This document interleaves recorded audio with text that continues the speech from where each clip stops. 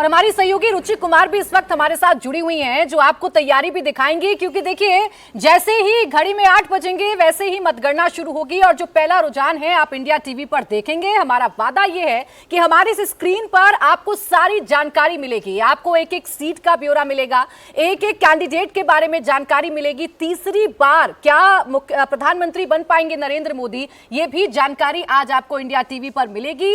पूरी तरीके से इस स्क्रीन पर एक एक जानकारी आपके सामने हम रखने जा रहे हैं। रुचि, बताइए जरा, क्या तैयारी आप देख रहे हैं? लोकतंत्र का महापर्व और आज है रिजल्ट का दिन।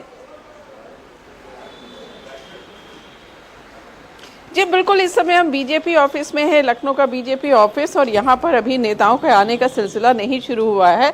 लेकिन आप एक सामने आपको ट्रक दिखाई दे रही है जिसमें मंच बनाने का सामान है।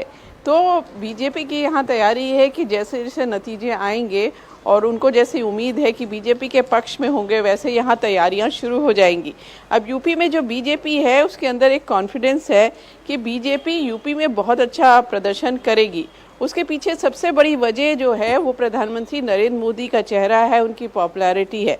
क्योंकि हम बहुत सारी जगह गए, वहाँ पर कई जगह सांसद से लोग अपने एमपी से बहुत ज़्यादा नाराज़ थे, जो नया कैंडिडेट था उससे खुश नहीं थे, लेकिन आखिर में वो कहते थे कि हम प्रधानमंत्री मोदी के चेहरे पर वोट करेंगे। तो सबसे बड़ी चीज़ प्रधानमंत्री मोदी का चेहरा है। फिर मुख्यमंत्री योगी आदित्यनाथ की जो सरकार है वो पॉपुलर है, लोगों को लगता है लॉ एंड ऑर्डर सही हुआ है, तो उस पर लोग वोट कर रहे हैं।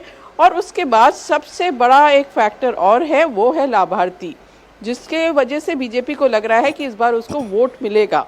करीब 14 करोड़ लोगों को राशन बीजेपी यूपी में दे चुकी है अब तक। 1.25 करोड़ उज्ज्वला स्कीम में फ़ायदा हुआ है। करीब 45 लाख प्रधानमंत्री आवास मिले हैं लोगों को। तो ये जो लाभार्थी हैं ये बीजेपी को बड़ी तादाद में गांव-गांव वोट कर रहे हैं। फिर जातीय समीकरण, क्योंकि यूपी में जाति काफ़ी मायने रखती है, तो जातीय समीकरणों को बीजेपी ने 2014 से बहुत दुरुस्त कर रखा है कि जो नॉन जाटव दलित है वो बीजेपी के साथ है बड़ी तादाद में, और जो नॉन यादव ओबीसी है वो भी बीजेपी के साथ है। तो ये सारी चीज़ें बीजेपी में एक तरह से कॉन्फिडेंस ला रही हैं। और उधर अगर आप समाजवादी पार्टी की बात करेंगे तो अखिलेश यादव ने नई तरह की सोशल इंजीनियरिंग इस बार की है।